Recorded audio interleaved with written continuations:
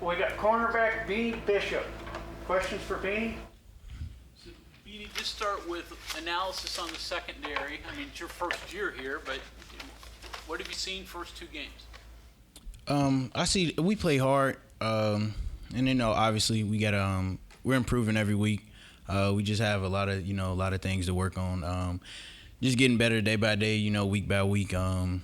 And just, it's always room for improvement. And that's just an area that we have to improve. This past week, we gave up 200 something yards, and the week before gave up a lot of passing yards, I believe. So just improving, just every aspect of coverage and being able to tackle and, get the ball down. What's been the message? What have the coaches been telling the corners? Is there anything particular they say, hey, we got to get better at this? I just think just cover skills, just sticking to our guys, not letting guys get open down the field and stuff like that. And when quarterbacks scramble, stand on the guys because that's how they made a lot of their plays last week. Quarterback just threw the ball up and just hope for the best. And their guys were out there making plays and catches. So just sticking on our guys. Interception like that. I mean, just the emotion of getting one. Every time you get an interception, it changed the game. Just being able to swing momentum. The crowd erupted and stuff like that. Just being able to make a play in front of the home fans, it was crazy.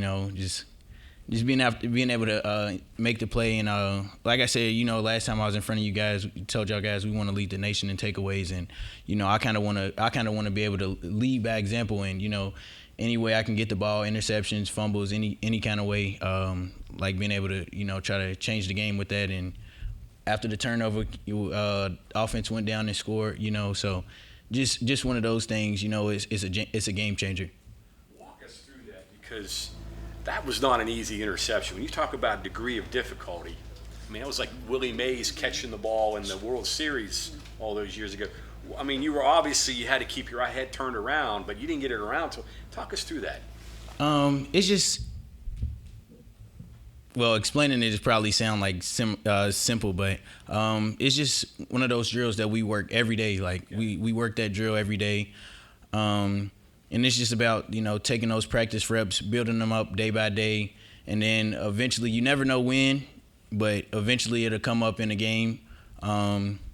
Just trusting the technique. And I was able to, locate the ball and it, just kind of dropped and just holding on to it. A lot of my teammates told me they thought I got it caught on, but, just being able to keep my technique and just remain calm and poised and, just do what I've been taught. Looked like you took it out of his hands almost. Yes, sir. Yeah, he tried. We kind of fought for it a little bit. I think he was a little shocked. I seen some of the pictures and, seeing like people's faces, seeing them on the ground and stuff like that. It was kind of crazy. Were you mad you didn't get one or even two at Penn State? Yeah, people tell me, "Oh, you supposed to have this," all of that. But I mean, yeah, I could have that, but I don't try to dwell on the past too much.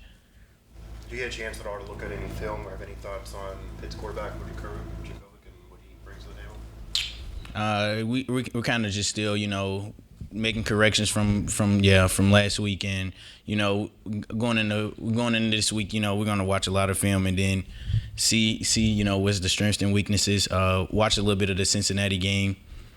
Do you guys expect, because you did go into the season thinking the defense is secondary a lot better. You talked about wanting to lead in takeaways, and then had some, hiccups in the first two games. So do you expect a veteran quarterback, especially like that, to test you guys out? Yeah, for sure. I think every game, especially since we play in the Big 12, it's going to be a lot of passing. So I feel like a lot of it's going to fall on the secondary. We're just trying to gel together, watching film and stuff like that, and improve on coverage skills, like I said. And I think teams are going to try to attack us, but we're ready. We know what's going to come, so we're just preparing every week. What's the biggest rivalry game you've played in before this week? Wisconsin and Minnesota for the Aggies. But I don't think it was as. I mean, it's it's been a long, the rivalry there was long, one of the longest ones, but I don't think it's like as much hate as it is for this rivalry. Like, fans didn't really seem like they cared, but it wasn't like this. Like, we hate Pitt all year round, so it's kind of one of those things. No curse words in the songs, right? Nah, no sir. Have you talked to your guys, like, hey, the corners, I mean, you kind of become kind of the leader.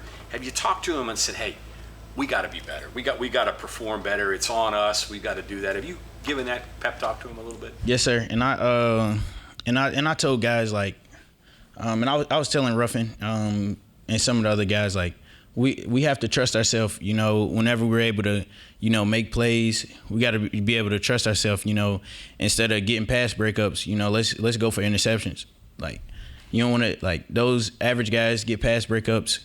You want to go to the NFL, you want to, get takeaways in any way possible. So, pass breakups are okay. It's being an average corner. But takeaways, that separates those guys into the elite category. Is there a method to that, though, for not trying to do too much on some plays and having to be more conservative sometimes and not go for the interception? Yeah, but, you just got to trust your technique and those kind of things. I don't think coach would be mad at you for being aggressive, but at the same time, not going out of your way to try to make a play, and then you try to do way too much and do something else and cause more harm than good. Can you talk a little bit about controlling, handling emotions of a cornerback? I mean, you make the interception, it's great, but you dropped one in the previous game. Yeah, how is that? How do you handle the emotions of it? I always just try to, don't be too high and don't be too low. Stay pretty even keel, have poise at the end of the day. So whether give up a catch, break the ball up, get an interception, it's always next play mentality. You don't want to go in a play holding your head down, because offense coordinators, they look at the stuff like that. You moping around and you look sad and all of that kind of stuff. They're gonna keep going at you, so just trying to stay even keel. How do you teach yourself that lesson? You learn it. And coaches say it all the time, just seeing the guys, like seeing some of my teammates like hold their head down, and then next thing you know, the offense keep going at that guy. So just learning it that way instead of learning it the hard way, where being sad and all of that stuff and get picked on. So You have a bad day where you got picked on anytime? You said you learned it. I'm guessing maybe you have to do it. Yeah. I would say my last year at Western, when we played UTSA, that was probably one of my worst games of college, and just seeing that. So like, I just promised to myself, it was like a sad day. It was a shootout, sad day. Just told myself I wouldn't let it happen again, and just control all my emotions. Don't get too high, don't get too low. Cause in that game too, I made plays, but just don't let myself get too low at any point. You finished that season pretty strong. Is there a difference created right there? First set, Justin? A huge difference. I just started talking to a psychiatrist. Just being able to clear my mind and those kind of things, and doing stuff outside of football to make sure that my mind's clear, and always go back to my why. My family members and things like that, and teammates, and just know whenever, like, it could always be worse. What do you do to get away? I'm into photography and play video games.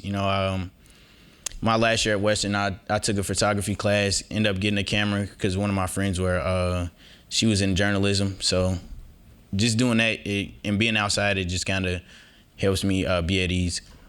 The thing you said earlier about sticking with guys and don't let it get too far away, I imagine that's day one stuff. But they're good players on the other side too. How do they get away? How guys let them get away? I just feel like guys have their eyes in the wrong spot. Quarterback runs around, guy peeks back at the quarterback, and the receiver goes a different way, and the quarterback just heaves it up, and the guy's running away from him. So. Do you think that's been the quarterback scrambling? That's been the biggest kind of issue so far. Yeah, for sure. So is that you're saying just keep your eyes in the right place? Is that just a discipline thing then? Yeah, it's hard because you sometimes you see too much. You wanna make a play, and like I said, it's sometimes guys trying to do too much instead of just staring on a guy, looking at the man instead of looking at the quarterback. You look at the quarterback for 1 second, the guy somewhere else, he throws it up. It's a chance of being a catch or a pass interference. So in a play like that, if you're just sticking on your man, I mean, you just kind of have no idea what's going on, back at the line of scrimmage. I mean, how do you go through that? You don't know where the quarterback is, if he's taken off yet, or how do you work through all that? You kind of want to be on top of the receiver. If you're on top of the receiver, you can see the guy, and then you can see through him to the quarterback. So then whatever sudden movements he make, you still can be on him, and you can see whatever's still going on. But you don't want to see too much, or else you'll lose your guy. So the receiver's watching the quarterback, and you're just watching him. Yeah, basically. How's your prep week? Obviously, you get through the last game, you correct that. You personally, walk us through from today through Saturday. How are you going to prepare for Pitt? Just I watch a lot of film. Today it'll be first and second down. Then you get third down tomorrow. Well, actually, first down today.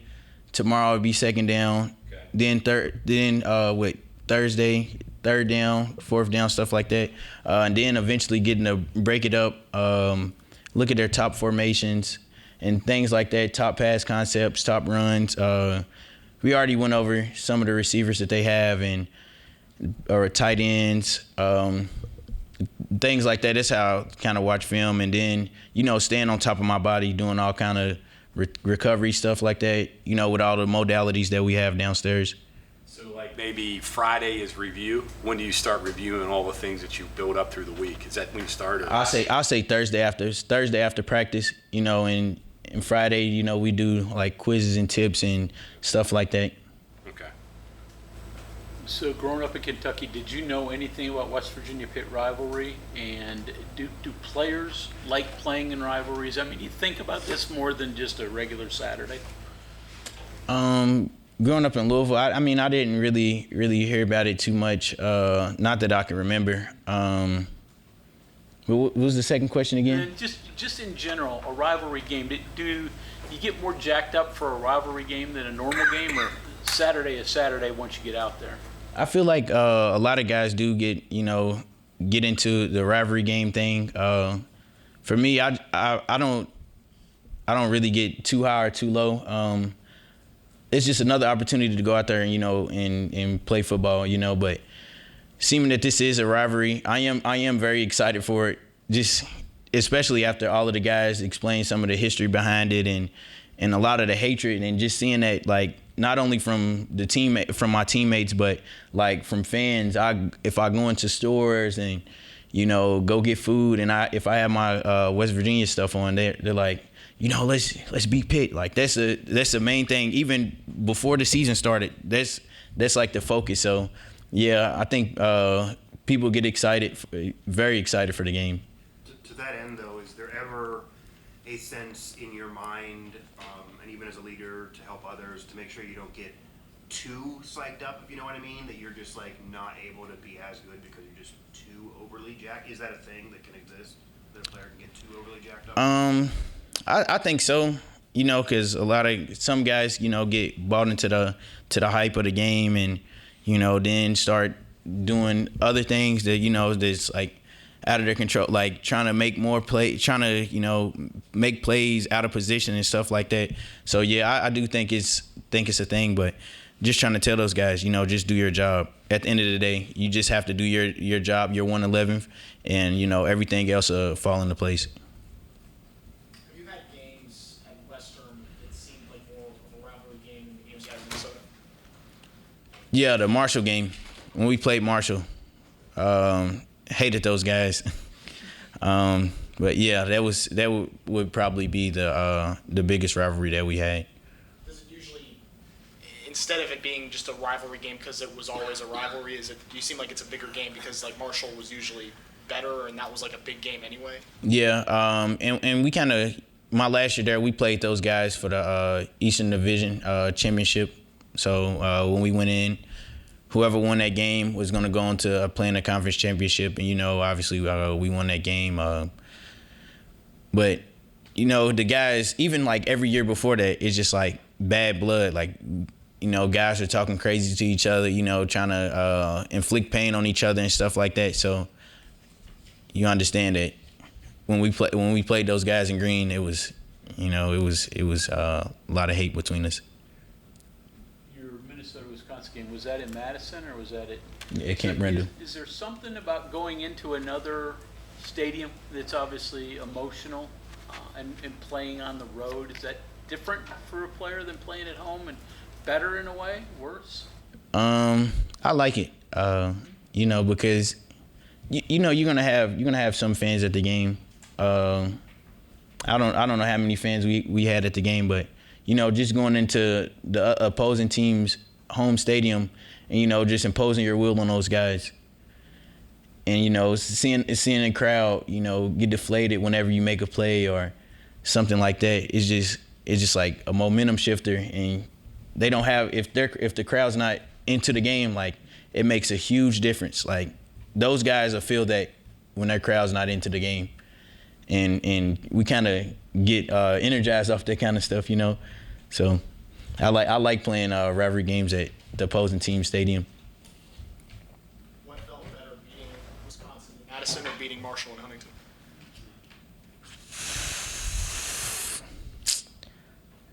I want to say beating Marshall. We needed that, especially it was a lot of stuff going into the game. Obviously winning that game sent it to the conference championship, and that's something that I didn't get to do before. So I think that had more importance of than obviously just keeping the Ags, which that was cool and stuff too. But just being able to play in a conference championship, that's something that you dream of, because winning's hard, and a lot of guys don't get to experience that. You weren't on the team last year, but are you already hearing some players that were around talking about last year's brawl, and like, did you see that atmosphere and watch that on TV or see what that was? So you're talking about you love playing at the opposing team's place in a rivalry game. That's the example. Yeah, I seen some pictures. Guys haven't really talked about it too much, but just seeing some of the pictures and seeing like some of the highlights from the game, I just seen like how fun it looked, and just like hearing Brandon talk like before me, like just hearing him talk, like the crowd. And I think even Coach Adon told me, I think it was like the most fans they had in a Pittsburgh sporting event or something like that. So just seeing that and having a chance to go out there and be part of history, I think it's going to be exciting. Okay, anything else for Beanie? All right, thank you very much. Thanks, everybody.